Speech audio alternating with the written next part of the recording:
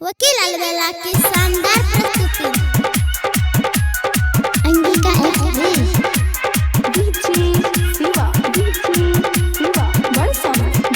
रिमझिम recording studio Simri Bakhtiyarpur. जब से चढ़लो ये सावन महीना सबे घूमे जाय छै देव घर गई।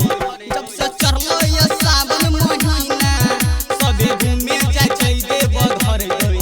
गोरी हमरा से कले बिया दोनों संगे उठैबै कमर गई। गोरी हमरा से कले बिया दोनों संगे उठैबै कमर गई। जब से चढ़लो ये सावन महीना सबे घूमे जाय छै देव घर गई। जब से चढ़लो ये सावन महीना सबे घूमे जाय छै देव घर गई। गोरी हमरा से कले बिया दोनों संगे उठैबै कमर गई। गोरी हमरा से कले बिया दोनों संगे उठैबै कमर गई।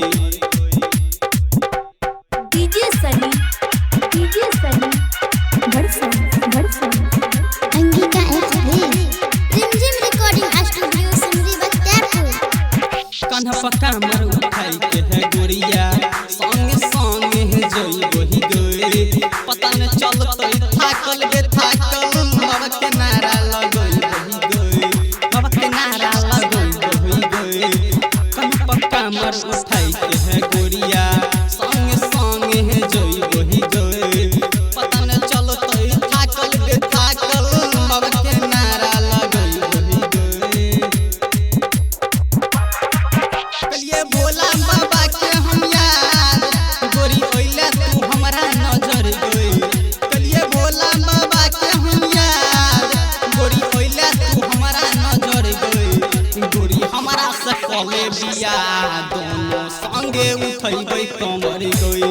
गोरी हमरा से कले बिया दोनों संगे उठैबै कमर गई। डीजे सनी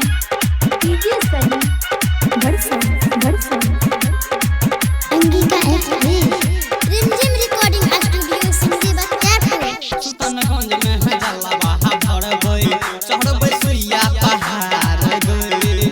हमरे संगे चले न गोरिया बाबा के दरबार गई। बाबा के दरबार गई। सुल्तानगंज में है जलवा भरबै चढ़बै सुइया पहाड़ गई। हमरे संगे चले न गोरिया बाबा के दरबार गई। जमन जाय छै से घर के गोरिया छै बाबा के सबके असर गई। जमन जाय छै से घर के गोरिया छै बाबा के सबके असर गई। गोरी हमरा से कले बिया दोनों संगे उठैबै कमर गई। गोरी हमरा से कले बिया दोनों संगे उठैबै कमर गई। Angika Rimjhim recording studio Simri Bakhtiyarpur. DJ Shiva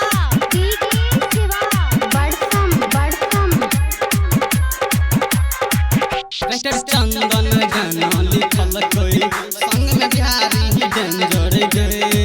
सुनने गेल यो देव घर गोरिया शर्मा कुंदन सागर गए। शर्मा कुंदन सागर गए। राइटर चंदन गाना लिखल को संग में बबलू रणवीर गए। सुनने गेल यो देव घर गोरिया कुंदन शर्मा सागर गए। बजे इंग्लिश टाइगर के है गाना सुनै छै लोगबा घर घर गई। बजे इंग्लिश टाइगर के है गाना सुनै छै लोगबा घर घर गई। गोरी हमरा से कले बिया